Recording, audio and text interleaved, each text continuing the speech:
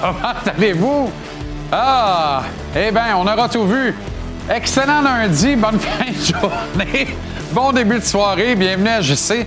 M'excuse, là, c'est que j'étais embarré à l'extérieur de mon propre studio à quelques secondes d'aller en onde. Ça, c'est particulier. On me l'avait jamais fait, celle-là. Honnêtement, c'est pas pire. J'aime ça me sentir comme une verte recrue à qui on joue un petit tour de même. C'est le fun. OK, j'espère que vous allez bien. Excellent début de semaine. Bienvenue dans une conversation sportive plus que jamais nécessaire. Et bonne semaine de relâche. Je pense qu'il faut s'aérer l'esprit collectivement. Il faut en débattre, s'en enrager. La composition des trios. On va-tu faire une transaction? On va-tu pas en faire? Ça, c'est important pour le moral collectif.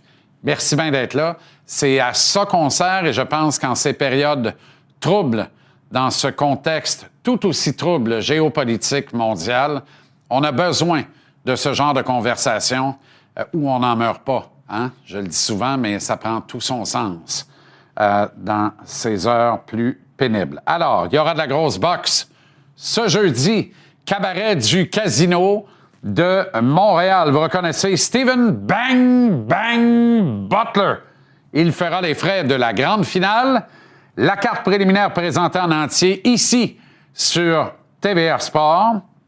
Et on ira sur place à l'entraînement public, rejoindre d'abord Anthony Martineau et ensuite Mathieu Casavant au cours de l'émission. Maintenant, le Canadien est parti à la conquête de l'Ouest. Demain contre les Sharks de San Jose, vendredi contre les Ducks d'Anaheim et samedi, un dos à dos contre les Kings de Los Angeles, alors que nous sommes à 4 jours de fermer les alignements des équipes de la Ligue nationale au mouvement de personnel entre elles. Donc, 15 heures, heure limite, ce vendredi. Nous serons en direct ensemble dès 9 heures le matin pour vivre toute la frénésie de cette journée date limite des transactions. Renaud Lavoie, lui, est avec l'équipe en Californie. On va lui parler dans les prochaines minutes et dans l'habituelle mise en échec un peu plus tard à l'émission. Et je vous rappelle que le grand Vincent Desharnais, défenseur des Sharks, originaire de Laval, un gentil géant, attention, regarde bien ça, regarde bien ça, regarde bien ça. Bang, Mathieu Tkachuk, c'est ça! Bang, bang, Butler, non, bang, bang, Desharnais! Wow! Tkachuk, les 4 fers en l'air, à un appel interurbain de son agresseur. Vincent Desharnais sera en entrevue avec nous à la fin de l'émission. Dans 4 dodos, donc, date limite des transactions, je vous le rappelle. Et Vincent Trocheck des Rangers, lui, a déclaré vouloir gagner et avec une équipe de l'Est, refuserait donc un mouvement qui l'amènerait dans une équipe de l'Association de l'Ouest. Est-ce que Robert Thomas va quitter les Blues de Saint-Louis? Est-ce que Colton Parayko va quitter les Blues de Saint-Louis? Est-ce que Jordan Binnington va quitter les Blues de Saint-Louis? Et qui d'autre? On semble être prêt à faire tabula rasa chez les Blues. Est-ce que les Leafs de Toronto vont consentir à liquider des effectifs? Est-ce que les Panthers de la Floride pourraient être tentés de le faire? Est-ce que sur les derniers milles de la brillante carrière d'Alexander Ovechkin, on va s'entendre avec lui pour liquider quelques effectifs à Washington ou si au contraire, on va tenter d'entrer en série et de faire 2 rondes parce que l'an dernier, c'est exactement ce qui est arrivé, mais on avait une position plus avantageuse au classement. Et est-ce que Julien Brisebois a encore de la magie en réserve à nous sortir d'ici 15 heures vendredi? Et que feront évidemment Jeff Gorton et Kent Hughes, les architectes du Canadien? Mais d'abord, il s'est passé quelque chose au cours du week-end. Et question de... Je reviens avec vous. Et question de bien en rigoler. On va revivre un moment devenu viral sur les réseaux sociaux pour votre bon plaisir et honnêtement pas mal le mien parce que ça va être ma 187e édition de ce clip absolument tordant. Elle est bonne. Yes, Ling. Winning. Yes, line. Broke the broom. Oh, jeez. Finalement. Oh, boy. Denis. C'est correct? Mandat correct. And time out. And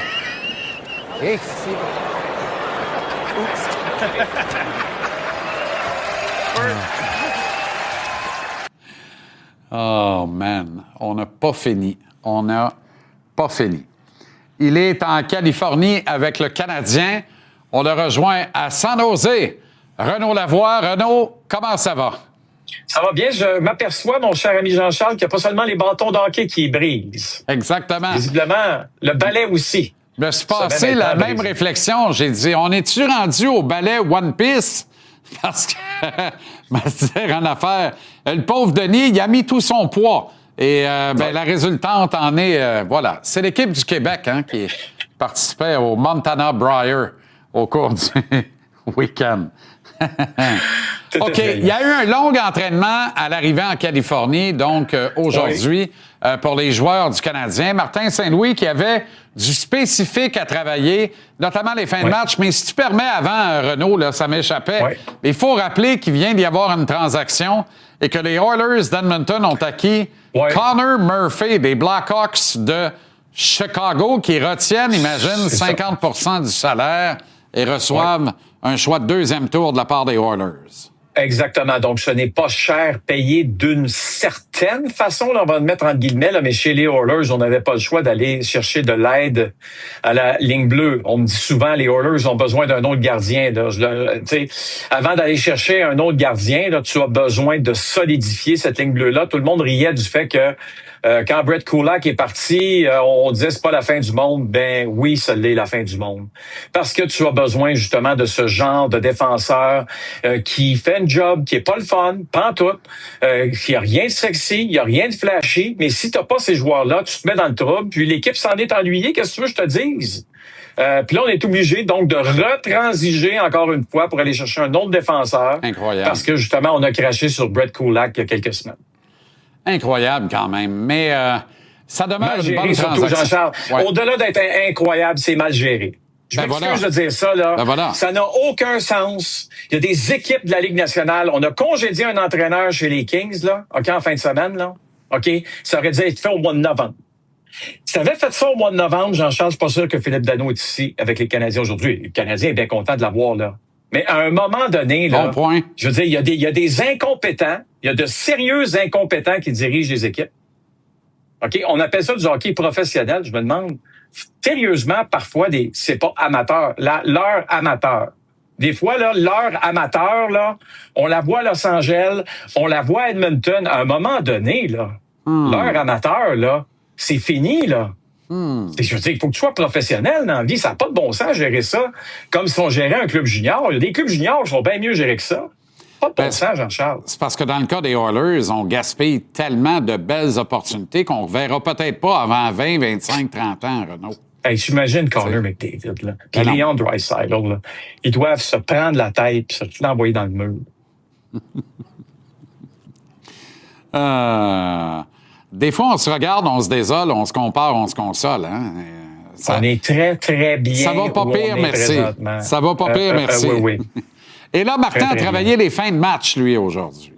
Ben, écoute, tu sais, il y a eu encore un 5 contre 6 dans la rencontre de samedi face aux Capitals, mais il faut pas oublier non plus ce qui s'est passé face aux Islanders, alors que tu as une avance de 3-2 et tu n'es pas capable de terminer la rencontre. J'ai une séquence que j'ai adorée, parce qu'on a travaillé là-dessus. Je pense qu'on était rendu à la deuxième ou troisième fois là qu'on justement, on pratique le 5 contre 6. Puis sur cette séquence-là, précisément, les Rouges vont être en mesure donc de marquer. OK? Ce qui, évidemment, tu veux pas que ça arrive. Alors, Martin Saint-Louis a pris du temps par la suite avec ses joueurs. Pourquoi ça s'est arrivé? Qu'est-ce qui est arrivé, OK, pour que ça fonctionne pas? On va l'écouter un peu.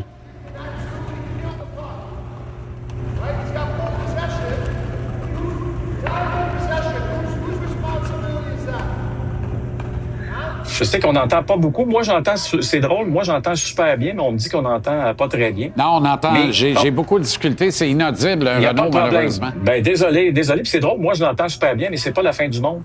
En bout de ligne, c'est qui doit faire quoi. Et quand un joueur n'est pas dangereux le long de la bande, là, puis que tu es sûr, je devrais recommencer ma phrase. Si tu n'es pas sûr à 100% d'être capable d'attaquer le porteur du disque et de sortir la rondelle rapidement, il faut que tu sois prudent à te sortir du jeu et de te projeter vers les bandes si tu n'es pas capable, évidemment, de récupérer la rondelle rapidement. Parce que là, ça crée de l'espace pour un peu tout le monde. Mais c'est cette façon de travailler de Martin Saint-Louis que j'aime beaucoup. Puis en plus de ça, il a pris le temps par la suite parce qu'il y a eu, je pense, c'est Noah Dobson qui avait une idée en tête, peut-être une explication supplémentaire à donner à l'entraîneur, une idée, comme on dit. Puis ce sont des gens qui travaillent très, très bien ensemble. Quand je dis des gens, c'est groupe d'entraîneurs avec les joueurs pour trouver des solutions. Ça a servi à ça, l'entraînement d'aujourd'hui. On va écouter Martin Saint-Louis. 9 points sur 10. Fait que tu peux dire tout est beau, mais non, pas tout est beau. On avait des affaires à arranger. C'est ça qu'on a fait durant le break. Puis là, ben, c'est ça qu'on fait. T'sais, je sais, les erreurs, que tu sois n'importe où dans le classement, les erreurs vont des fois baisser le pourcentage de l'échec du résultat. T'sais. Mais fait qu'on essaie de corriger ça pour garder nos pourcentages une place assez élevée qui nous donne des opportunités du résultat plus constamment. T'sais, fait qu'on s'arrête pas où ce qu'on est dans le classement, puis cette erreur-là, elle fait plus mal parce qu'on est... Non, cette erreur-là, elle fait mal parce que c'est quelque chose qu'on parle, puis on veut passer à d'autres choses. Mais en même temps que tu veux passer à d'autres choses, là, je sais que on est début mars, mais ça va servir sans série. Ouais. Parce qu'on n'a pas pris seulement 5 minutes aujourd'hui là à travailler là-dessus. Là. On a pris une bonne quinzaine de minutes là à travailler ensemble, arriver avec des explications claires, donner des petits trucs. Comme Martin Saint-Louis disait, tu peux le faire sur vidéo, mais de le faire sur la glace et de le vivre sur la patinoire dans un entraînement, ça aussi c'est important pour plusieurs joueurs qui peut-être ont compris un peu plus de choses, justement, en étant là directement les deux patins sur la patinoire sur ces séquences-là. Mais là, je comprends mieux pourquoi tu as dit on a travaillé le 5 contre 6 et non pas le 6 contre 5. Alors, la nuance est très importante. D'autre part, j'aime que Martin ait le mort aux dents comme ça quand ça va bien. C'est pas quand ça va mal qu'il faut pogner un kettle. Il faut pas pogner un kettle trop souvent. Mais quand ça va bien, il n'y a pas de mal à être assoiffé que ça aille mieux encore. Tu sais, on n'est jamais rendu au sommet de la montagne. Fait que j'aime une attitude comme ça. Là. J'aime l'explication du coach dans cette déclaration-là. Tu veux qu'on revisite le but de Jake Evans samedi? Les bonnes équipes. Je te parlais tantôt de Brett Kulak qui fait un job qui est pas sexy. OK? Penses-tu que Jake Evans, lui, il fait un job sexy dans la vie? Pas pantoute. OK? Mais regarde ce qui s'est passé. On est en fin de troisième. T'as Alexander Ovechkin. C'est pas n'importe qui. C'est un des lancers les plus foudroyants de la Ligue nationale. Pas une fois bloqué le lancer. Il va se représenter devant lui pour une deuxième fois. Pour bloquer après avoir un bâton sur la bouche, là.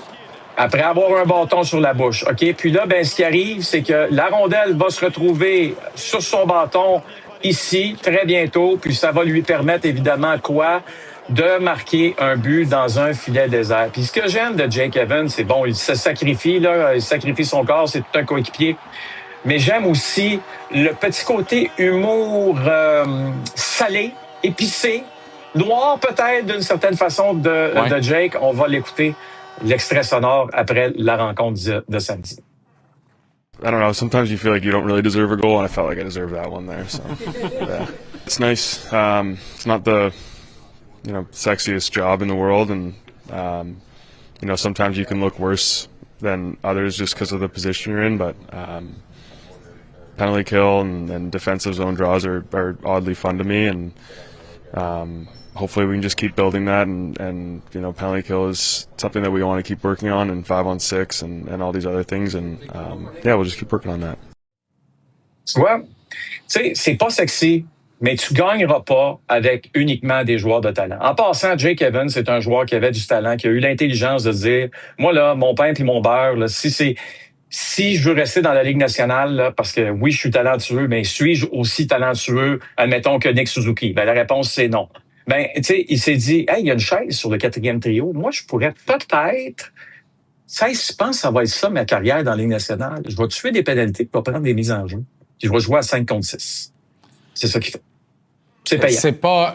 C'est pas le même raisonnement qu'il a eu, mais c'est le même principe de raisonnement. Alex Newhook, joueur transformé cette année, vole des rondelles et dans les lignes de passe, avant semblait assis un peu plus sur sa seule vitesse, capable de marquer des buts, se disait-il sans doute, semble avoir compris que lui, son avenir dans la Ligue nationale et la perspective de gagner une Coupe Stanley, il peut peut-être jouer sur un top 6 dans une équipe de bas de peloton.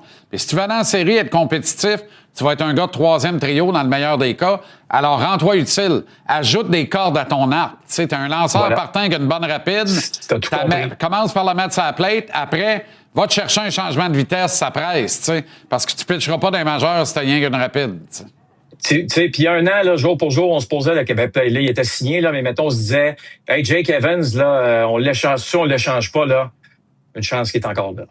Une chance qu'il est encore là. Bolduc, Texier alternait encore justement avec Evans et Newhook, mais il faut s'attendre à du Bolduc demain. Oui, exactement. Je m'attends pas à des changements. Attaque-défenseur, c'est juste devant le filet. Il y a Samuel qui est sorti le premier. Chez les gardiens, ça veut rien dire en bout de ligne. C'est lui qui va être devant le filet. Non, mais c'est quand même lui qui est sorti le premier de l'entraînement aujourd'hui. Es-tu étonné que tout ce monde-là soit sur le voyage? Ah non, mais non. D'une manière ou d'une autre, le niveau de stress, là, on en a vu, là, Jean-Charles, des dates limites de transactions, là. C'est probablement le niveau de stress le plus bas chez les joueurs que j'ai vu dans toute ma vie. Savez-vous pourquoi? Parce qu'ils s'attendent à ce que personne de ce groupe-là soit échangé. D'ailleurs, sais-tu quoi? On va en reparler à la mise en échec, si ça te dérange pas. Formidable. Avec grand bonheur. C'est un rendez-vous dans à peu près 1h05, 1h10. À tantôt, Jean-Charles. À tantôt, Renaud. Billet de saison vers 18h tantôt. Pourquoi certains croient que le Canadien cherche un vétéran gardien de but à acquérir d'ici 15h vendredi, date et heure limite des transactions? Celle-là, honnêtement, elle m'a un brin désarçonné. Pour une première de 2 fois ce soir, on s'en va à un entraînement public en direct au Casino de Montréal. Au retour de ces quelques messages, et c'est Mathieu Casavant qui sera avec nous en conversation. Tony Marinaro s'en vient dans une dizaine de minutes. Restez.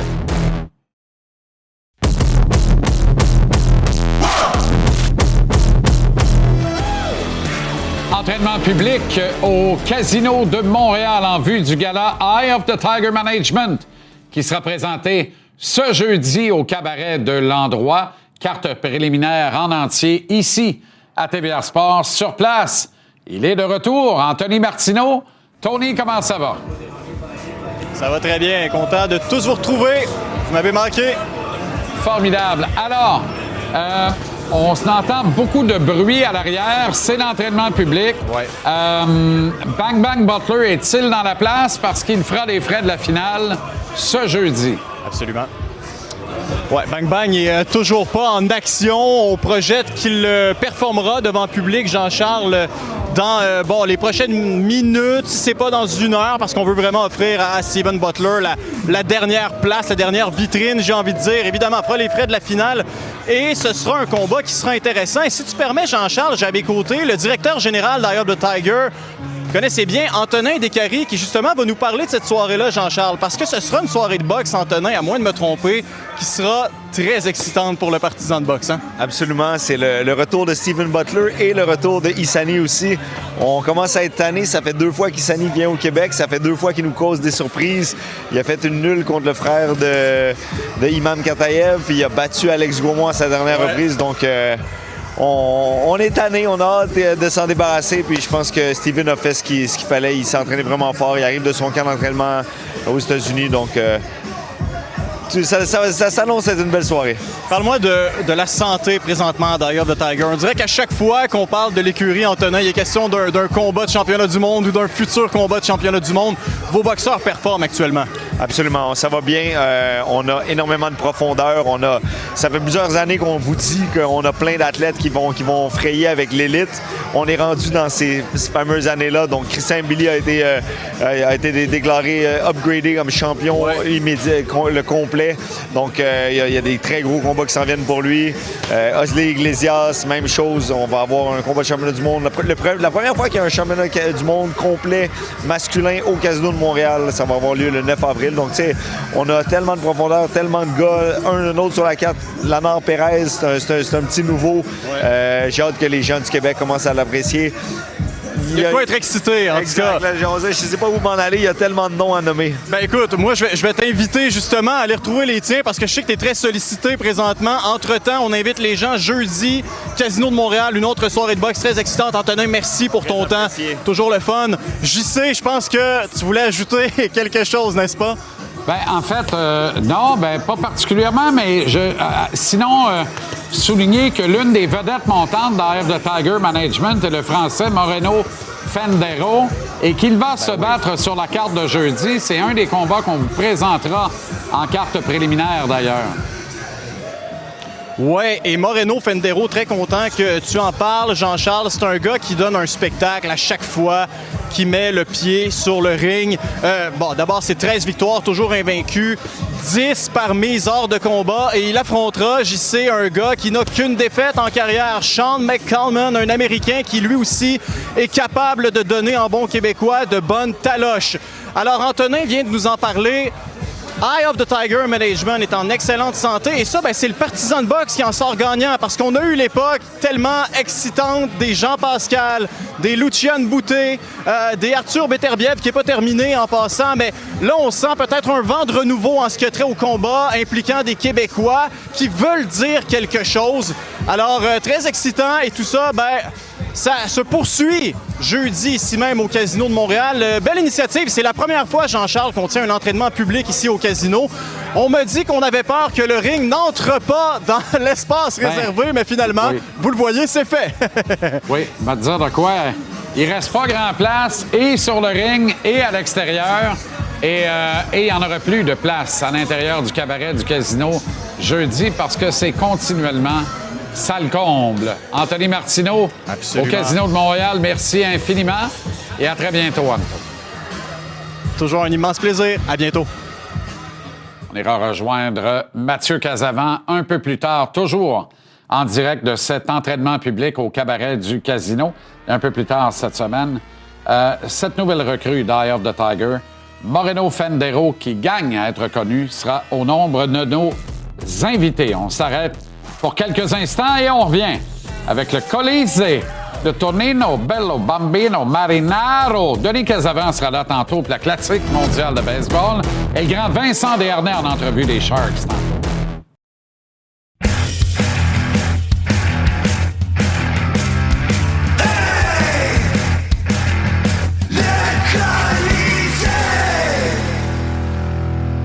Avec Marinaro, avec Tony Marinaro. Bello! Comment ça va?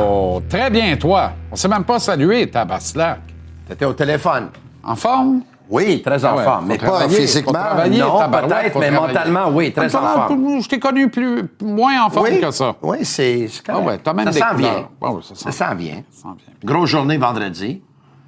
Pour les Oilers, ça a commencé aujourd'hui. Ouais. Ouais. On va dire une affaire. Est-ce qu'on a besoin de la bouffe ici vendredi, comme l'an passé? Est-ce qu'on a besoin de la bouffe? Comme à toutes les dates limites de transaction. Je suis mieux d'arranger quelque chose? Ou? Ça serait formidable. OK. Je te dis qu'on en règle des affaires. Oui. Les Oilers tenus de faire l'acquisition de Connor Murphy. Quel cirque à Edmonton. On gaspille les meilleures années, la plus belle opportunité qu'on ne reverra pas probablement avant 20 ans, avec des gars comme Connor McDavid et Leon Draisaitl. On est obligé, on a liquidé Kulak, Tabaslac. On est obligé d'aller chez Connor Murphy. Mais ça, c'est une excellente transaction. Je vois pas comment mais c'est une bonne, les Oilers peuvent perdre. Au moins, les Oilers réalisent. C'est une excellente transaction que tu es obligé de faire parce que tu en as fait des niaiseuses avant ça. Si tu avais agi comme du monde, tu n'aurais pas été obligé de la faire, cette transaction-là. Moi, Connor Murphy, je l'aurais aimé avec le Canadien pour être honnête. Ben là, ça, c'est une autre affaire. Tu sais, évidemment. Mais ça, attends-toi à ça, ça va être comme le hockey. Tu sais, quand tu pognes le hockey, ça part pas, là. D'ici vendredi, à chaque fois qu'on va avoir une transaction, on va se gratter le caillou, mais on va dire, mais on aurait pu... Nous autres, on avait ce qu'il fallait pour aller chercher la transaction, là, deuxième ronde, puis je l'aurais fait. Ben voyons donc. Mais j'imagine que s'ils l'ont pas fait, il doit avoir deux raisons. Un... Ils vont en faire un autre. Parce qu'évidemment, ils étaient au courant, le Canadien, que Connor Murphy était pour changer d'adresse. Puis en passant, ça a l'air que c'est un excellent coéquipier. Mark Lazarus, à la couverture des Blackhawks de Chicago, dit que c'est un gars qui allait visiter des enfants malades à l'hôpital, était apprécié de tout le monde. C'est que soit le Canadien a pris la décision comme quoi, défenseurs, ils n'en veulent pas, ce qui est possible, parce que dans les différentes entrevues que Kent Hughes et Jeff Gorton ils ont fait dans les derniers mois, ils n'ont jamais mentionné d'aller chercher du renfort à la défense. Si jamais ils vont aller chercher le défenseur, c'est parce qu'ils jouaient au poker avec nous autres. Ou la deuxième, ça peut être qu'ils ont ciblé quelqu'un d'autre. Je préfère la deuxième option, si tu veux mon avis. Quoique, entre un défenseur droitier, un vétéran gardien de but ou un bon joueur de centre, le deuxième trio, moi, mon lit est fait depuis longtemps. Ça prend un centre au deuxième trio du Canadien, un deuxième pivot digne de ce nom. Puis j'aimerais te donner crédit pour quelque chose que tu t'es pas excité aussi vite que d'autres au sujet de Kapanen. Ceci étant dit, moi, je pense qu'Oliver Kapanen est un très bon joueur. J'ai jamais dit l'inverse. Oui. Qui passe une période plus difficile qu'en début de saison où est-ce que son pourcentage de tir était très élevé puis on savait que c'était pas soutenable à un moment donné. On est rendu là qu'il reste environ 25 matchs, puis les matchs commencent à être plus difficiles parce que plus corsés, évidemment, les équipes vont... Lui, il n'a jamais joué autant, là. Il n'a jamais joué autant. Il n'a jamais voyagé autant dans une saison. C'est pas rien, le voyagement. Demidov, il a l'air fatigué, là.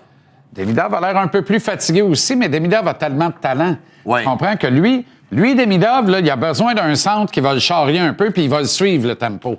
Il va le reprendre, le rythme. Puis, tu sais... C'est rien contre Kapanen. Moi, je veux voir Kapanen lever la coupe à Montréal en pivot du troisième trio. Puis c'est ça qu'il va falloir qu'il arrive pour qu'on gagne la Coupe cette année. Pourquoi on ne le règle pas tout de suite si on a une opportunité? Si on ne l'a pas, je peux comprendre. Mais si on a une opportunité... Oui, mais si le Canadien va aller chercher... s'en va sur le marché pour aller chercher un défenseur, deuxième centre, à ce moment-là, les équipes vont demander en premier Michael H. Et si c'est un autre du côté de Michael H., soit la transaction ne passe pas, ou ils vont se contenter de Kapanen. Mais je t'annonce que ça va être un non pour Michael H. Moi, je suis convaincu. Mais c'est sûr, c'est un non. Mais je suis loin d'être convaincu qu'on a besoin de payer Michael H. Je regarde ce qui se paye actuellement. Oui. Tony. Les équipes vont demander, évidemment. Ils peuvent demander pour qui veulent. Ça ne veut pas dire que tu n'as pas besoin de le donner. Moi, personnellement, Michael H., je ne donnerais pas pour plusieurs raisons. Un, le gars a le potentiel d'être le deuxième centre des Canadiens pendant longtemps. Bien sûr. Deux, si jamais il n'y a pas de deuxième centre, le gars pourrait être l'ailier rêvé pour Suzuki et Caulfield parce qu'il a joué à l'aile. Il va être là au départ des séries. Je te le dis, moi. Je l'ai dit la semaine passée. Il y a des fortes chances. Je te le répète, c'est lui qui va jouer avec Suzuki et Caulfield au premier match des séries. Est-ce que tu donnerais... Donc, pas mêler les cartes. Est-ce que tu pourrais donner Zarovski? Dans un package, est-ce que tu donnes... Je m'explique. Regarde bien où je vais aller avec ça. Je parlais avec notre collègue et ami Maxime Lapierre avant l'émission. Et tous les deux, là, on tarit pas d'éloge. Pour nous, Robert Thomas, il n'y a pas de prix. T'sais, il y a toujours un prix à tout, là, mais Robert Thomas, 26 ans, 8 millions par année, fit parfait. Mais tu ne donnerais pas Michael H. pour lui. Je ne donnerais pas Michael H., mais... Moi non plus. Max m'a fait réfléchir. Il dit, moi, je donnerais Zarovski, entre autres. Okay. Il dit, moi, j'essaierais de m'en tirer sans Zarovski. Puis finalement, il m'a fait réfléchir. J'y vais. Parce que t'as pas deux chances de régler tes problèmes au centre. Et à ce moment-là, imagine, tu peux donner Kapanen et Zarovski dans la transaction de Robert Thomas, puis donner un haut choix de repêchage avec ça.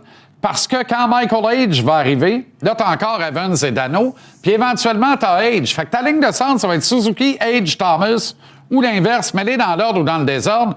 T'as trois centres extraordinaires, puis Jake Evans ou qui tu voudras, ça sera Owen Beck rendu là, au centre du quatrième trio.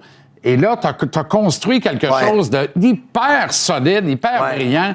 Tu as retenu Matheson en défense, tu as Dobson pour la fin des temps, tu as Hudson pour toujours, tu as une bonne brigade défensive, tu as Fowler qui s'en vient. Oui, la discussion cette fois-ci est vraiment intéressante parce que je te donne un exemple. Disons le Canadien s'en va sur le marché pour aller chercher un joueur autonome. Il n'y a aucun joueur autonome qui a ce genre de talent-là que tu pourras aller chercher à 8 millions de dollars par année. Exact. Parce que lui, son contrat était 8,1. Exact. Le fait qu'il reste encore beaucoup d'années à son contrat... Un avantage. T'es pas en train de donner des jeunes joueurs pour perdre un joueur après 2 ans. Aucun Là doute. aussi, ça devient très intéressant. Et évidemment, le Canadien s'en va chercher Robert Thomas. Le Canadien devient un prédentant à la Coupe cette année tout de suite, je pense. Donc, écoute, c'est sûr et certain que c'est un pensez-y bien. Donner un choix de première ronde, ça, il n'y a pas de problème parce que pas tous les choix vont jouer avec le Canadien. Non. Donner un Zarowski, en voyant que le Canadien ont déjà un demi-d'or dans cette moule-là, déjà dans le top 6, j'aurais pas de problème. Donner un Kapanen pourrait faire du bon sens parce que tu as déjà un Michael Age, mais... Surtout si tu as Thomas. Si tu as Thomas, c'est moins grave, là. Tu comprends? Parce que tu viens de régler ton top 6 là, avec Michael Age et tout ça. Il t'en manquera plus, là. T'en as plus que pas assez. Oui, mais Kapanen puis Zarowski te donnent une certaine flexibilité parce que Kapanen, dans son contrat d'entrée, Zarowski, quand il va rentrer dans le national, il va être dans son contrat d'année pendant 3 ans. Tout à fait. Donc, à ce moment-là, pendant longtemps, tu pourrais avoir Kapanen et Zarowski au même prix qu'un Michael Age ou même moins cher. Et le plafond Michael salarial Age va être à 125 millions dans 3 ans. Ouais. Alors, tu sais, tu joues avec la calotte, puis tu as tellement fait des économies incroyables sur des gars qui sont des gars à 10-12 millions que finalement, tu as pour 7-8 millions, puis tu les as pour traverser tout ça. Ou tu peux aller chercher un joueur de centre pour 1 an ou 2 sans rien, en donnant pas beaucoup en retour. Et tu as tous ces jeunes-là Un Ryan pour les O'Reilly, prochains exemple. ans. Mais est-ce que... Ryan O'Reilly, ça serait idéal. On dirait que tout... Cette année puis la Je comprends, prochaine. Mais tout semble paralysé à Nashville. Moi, c'est ça qui me refroidit, là. Tu sais, il se passe rien, là. Non, il se passe rien, mais... Il se passe rien, mais en fait, ce qui se passe, on a l'impression qu'ils vont faire un push puis essayer d'aller le plus loin possible avec le club qu'il y a là. Ouais. Eux, ils reluquent une place en série, là. Ils la reluquent vraiment. Ben, c'est bon, mais écoute, Ryan O'Reilly, là, reste 1 an et demi à son contrat. Ouais. Puis après ça, peut-être, il va prendre sa retraite. Lui qui est âgé de 35 ans. OK? Encore drôle. Il a déjà gagné. OK, peut-être un autre contrat. Mais tu sais, tu peux il a déjà gagné un coupe. Il a déjà gagné un coupe. Il veut en avoir un autre. C'est pas Nashville qui va l'avoir, là. Non, mais toi, tu peux l'échanger en juin. Tu peux l'échanger à la date limite des transactions l'an prochain. Moi, je pense qu'on va prendre le temps à Nashville. On va aller au bout de ça. On va nommer le directeur général. On va le laisser prendre ses pénates, s'installer. Puis tout va se passer à la draft. Tout va se passer. Il va y avoir un ménage là, c'est sûr. Probablement en juin. Je t'avais dit que je voulais que Bolduc joue samedi, puis tu t'es convaincu que pour moi, je l'aimais, Zach Bolduc. C'était l'évidence qu'elle allait jouer samedi. Puis on a parlé que... Plus que ça, il va jouer demain aussi, là. Ça, c'est sûr et certain. Voyons donc. Dobèche aussi. Dobèche doit jouer demain. Quand c'est pas cassé, t'as pas besoin de le réparer, là. Non. Puis Dobèche gagne. Tony Dobèche gagne. La vraie 9-0-2 à ses dernières 11 matchs. Dobèche gagne tout le temps. Il faut que tu le mettes dans le net, il gagne. Oui. Maintenant, par contre... Il n'y a pas... à un moment donné... Là, vendredi, samedi, les Canadiens vont jouer aussi. Vendredi à Anaheim, puis samedi à Los Angeles. Il va y avoir un partage de gardiens de but. Donc, Dobèche va commencer le voyage. Je pense qu'il va continuer à Anaheim. Puis Monty va prendre les Kings samedi. C'est ça que je pense. C'est l'impression que ça me donne. C'est ça que je pense. Pour reposer Dobèche, revenir frais du voyage, puis repartir la roue avec Dobèche à Montréal. C'est ça que je pense.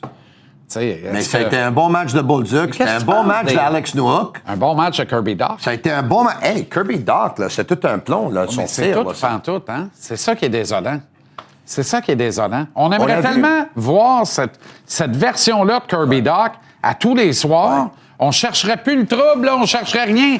Grand, gros, déplace de l'air, prendre de l'espace. Moi puis toi, là, on a eu plusieurs sujets, plusieurs discussions au sujet de Pierre-Luc Dubois dans les dernières années. Ouais. On sait qu'il a un talent fou. Ouais. Mais on sait qu'il a fait plusieurs équipes, puis on sait qu'il y a des entraîneurs qui l'ont coaché, comme Tortorella est en train de virer fou avec lui. OK? Oui. Tortorella est venu fou avec bien des joueurs. Avec bien des joueurs. À la décharge de Pierre. Avec bien des joueurs, ça, c'est sûr et certain. On l'a vu, Pierre-Luc, samedi soir. C'était un match difficile pour lui. Encore plus difficile pour Jacob Chikrin à la défense. Contrairement à son match de retour qui a été étincelant. Exactement ça, OK? Mais Pierre-Luc Dubois était repêché 3e, si je ne me trompe pas. Ouais. J'ai nommé la semaine passée, Benoît Pouliot était repêché 4e. Ouais. On a Kirby Doc est repêché 3e. C'est des gars que des gros gabarits, c'est des gars qui ont une belle habilité, des bonnes mains, là, un long porté. C'est des gars qui, dans un match, peuvent être le meilleur joueur sur la patinoire. Là, malheureusement, leur carrière a été que pour les prochains 3 matchs, on les voyait pas beaucoup. Ouais. Et là, tu sortais un grand match et lui est fort. Là, 3 matchs, on les voit pas beaucoup. Malheureusement, c'est ça dans la Ligue nationale qui fait la différence entre être un joueur top et être un joueur ordinaire. Être un gars à 8 un bon millions joueur ou pas un plus. gars à 3 millions. C'est exactement ça. Donc, Kirby Doc doit trouver la constance. S'il la trouve, il vient de régler un paquet de problèmes avec le Canadien. Le grave problème de Kirby, c'est qu'à chaque fois qu'il nous montrait un peu de constance, genre 8-10 matchs, il arrive une blessure grave. Et là, tout est à refaire. Tu sais, il pogne continuellement le boa constrictor sur la planche de serpent échelle. Qu'est-ce que tu veux qu'on fasse, là? Tu sais, c'est act of God rendu là. Oui, c'est sûr. Il fait toujours bien pas exprès, puis c'est pas la même blessure qui revient tout le temps. Mais t'as raison, j'ai aimé Newhook, qui n'est pas une option au centre, fait le travail. Newhook, là, cette année, c'est l'année... Il peut l'être de façon temporaire. Très temporaire. Mais tu sais, c'est l'année de la grande courbe. Oui. Lui, là, il y avait un coin à tourner cette année. Oui. C'est pas qui lui a fait comprendre le bon sens, mais il l'a compris. Si, Il a dans joué tout ton un match, arsenal, tu as ta vitesse, puis ta capacité de te rendre au filet, l'autre bord, pour marquer une coupe de buts, ça et là, tu resteras pas dans la Ligue nationale. Si tu penses que tu es un attaquant top 6 qui peut gagner la Coupe Stanley, tu n'es pas un top 6 qui peut gagner la Coupe Stanley. Tu es un top 6 qui peut rater les séries éliminatoires. Ouais. Mais dans une équipe qui a de l'ambition, tu ne joues pas plus haut qu'un 3e trio. Donc, qu'est-ce que tu fais pour te rendre indispensable? Je suis dans les lignes de tir. Je me sers de ma vitesse pour couper en zone neutre, pour rendre la vie impossible à l'adversaire en territoire neutre. Et le reste, et le reste, et le reste. Je fais un bon échec avant. D'après je suis toi, déployé en désavantage numérique. Exact. C'était dynamique, le Newhook. Malheureusement, Sérieux, on a vu que c'était une soirée difficile pour les mises en jeu. Ouais. Il me semble qu'il était à 25 ou quelque chose de même. Là. Malgré tout, s'il y avait une mise en jeu à 175 pieds d'Aubèche en prolongation, du côté gauche, est-ce que c'est Newhook que tu aurais vu là ou Dano? Dano est un meilleur joueur sur les mises en jeu qu'Alex Newhook. Mais Dano, dernièrement, tu sais qu'on parle d'une rotation peut-être d'ici la fin de la saison. Tu sais, Alex Texier est sorti de l'aliment. Le match avant, c'était Bolduc. Peut-être on parle de Gallagher à un moment donné. Peut-être Dano, ça lui fera du bien aussi de temps en temps. Peut-être, mais il y a quelque chose qui me dit que Martin ne veut pas toucher à sa carte. Il y a quelque chose qui dit que Martin ne va pas toucher à Dano. Mais moi, si le Canadien joue un 2-en-2 ou un 3-en-4, donne une soirée de congé à Dano. Pourquoi pas? Puis je lance Veleno. Pourquoi pas? Pourquoi pas? En attendant, il y a 24 gars sur le voyage. Oui. C'est pas beau, ça? Ciao, Bello! Ciao, ciao! Attention. Denis Casavant sur le classique mondial de baseball au retour.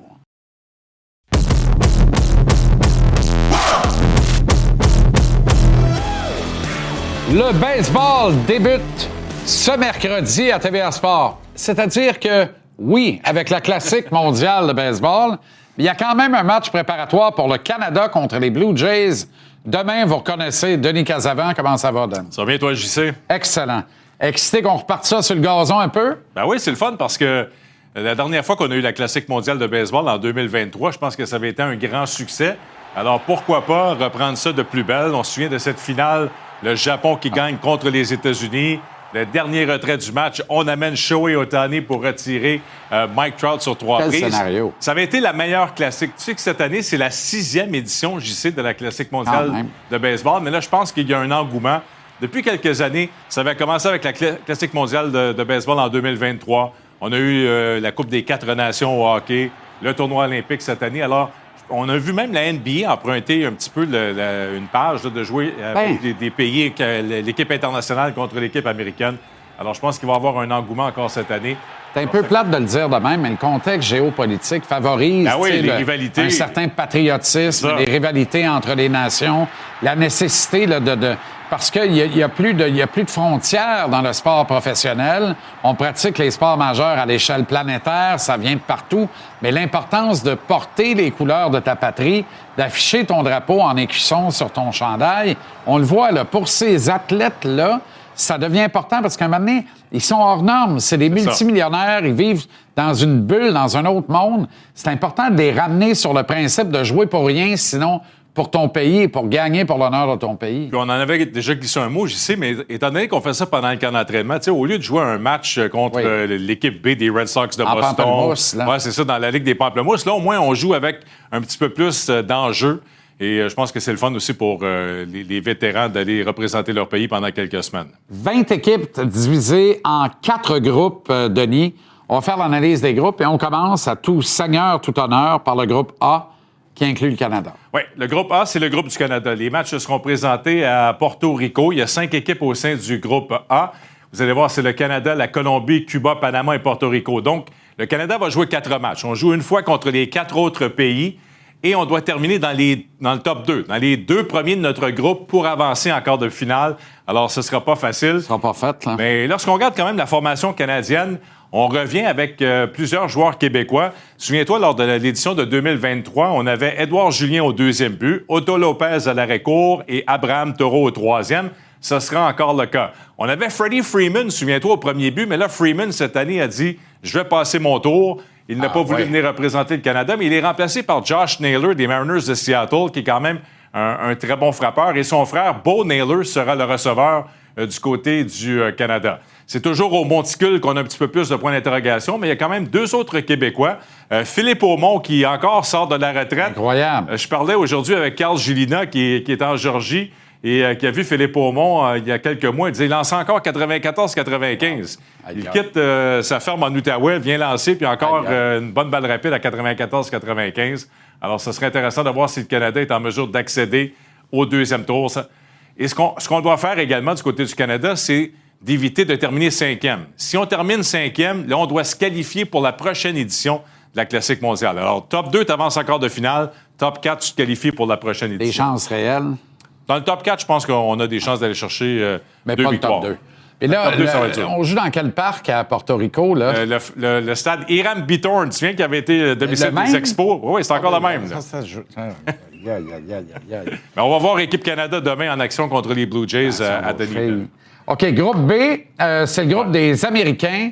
Et là, on peut parler de la Dream Team encore. Oui, parce que là, on a une équipe vraiment, là, c'est la meilleure formation américaine depuis la Classique mondiale de baseball. On est dans un groupe où, avec le Mexique, ce sont les 2 équipes favorites. L'Italie, la Grande-Bretagne et le Brésil. Je pense que l'Italie, on a plusieurs joueurs américains, toutefois, qui représentent l'Italie. Mais là, on a Aaron Judge qui a accepté d'être le capitaine.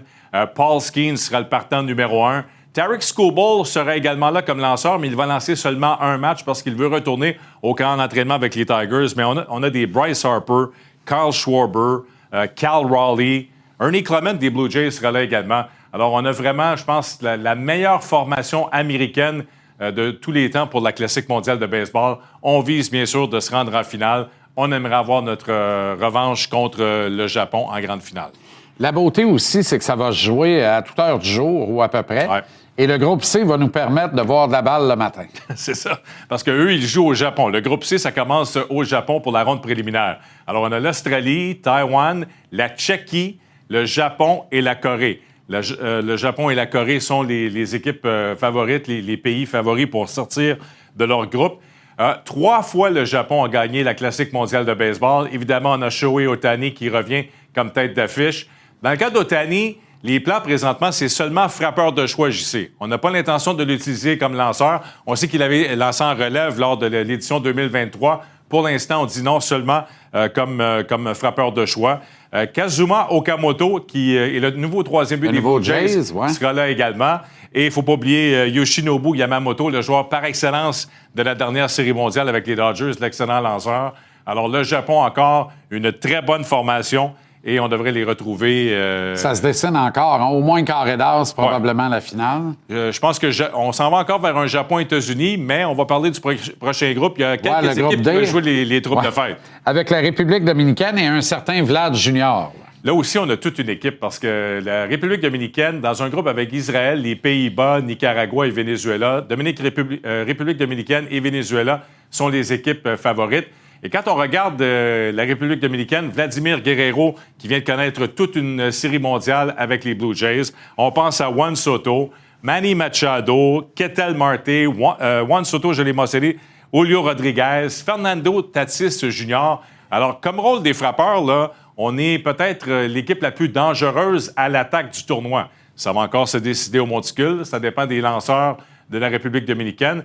Et tu sais qu'on a quand même des règlements sur le nombre de lancers. On ne peut pas... Parce que les lanceurs sont encore au camp d'entraînement. Alors, on ne peut pas demander à un lanceur de lancer 80-90 lancers. Alors, il y a un maximum de lancers qu'on peut effectuer au premier tour, en deuxième ronde, ainsi de suite. Alors, c'est souvent ça qui est l'enjeu dans la Classique mondiale de baseball, c'est la profondeur au monticule parce qu'on doit utiliser plusieurs lanceurs pour se rendre jusqu'en finale. Formidable formule. Ça commence demain, match hors concours, les Jays de Toronto contre le Canada. Et mercredi, l'ensemble des matchs? Oui, mais il y a un match dès 5 h le matin. Mercredi, on a un autre match préparatoire, le Canada contre les Phillies, mais il y aura un match également à 22 h le soir, alors que ça va commencer en Asie. Alors, si vous voulez voir du baseball, on a un total de 26 matchs. Wow! Alors, jusqu'à la finale, jusqu'au 17 mars prochain. Fantastique. Avec Denis Casavant et toute notre équipe. Ouais. Merci, Denis. Bon match de hockey. Merci. Merci, JC. On a toute une deuxième heure d'émission pour vous qui va se conclure en entrevue avec un gars qu'on adore, le gentil géant de Laval, Québec, Vincent Desharnais, qui attend le Canadien avec Macklin Celebrini, le reste des Sharks. Demain, c'est le prochain rendez-vous de nos glorieux. Il y aura évidemment Philippe Boucher, Capital Hockey. On retrouvera Renaud Lavoie, cette fois à la mise en échec. Il est avec le Canadien en Californie dans cette semaine névralgique en route vers la date limite des transactions de ce vendredi. Manquez rien de l'action dès 9 h sur nos multiples plateformes, notamment TVA Sport et TVA Sport 2, TVA Sport Direct et tvasport.ca également. Alors, on y sera de 9 h vendredi. Les agitateurs Maxime Lapierre, Antoine Roussel s'en viennent également dans la séquence. Tout de suite après, le billet de saison qui risque de faire réagir encore. Restez là.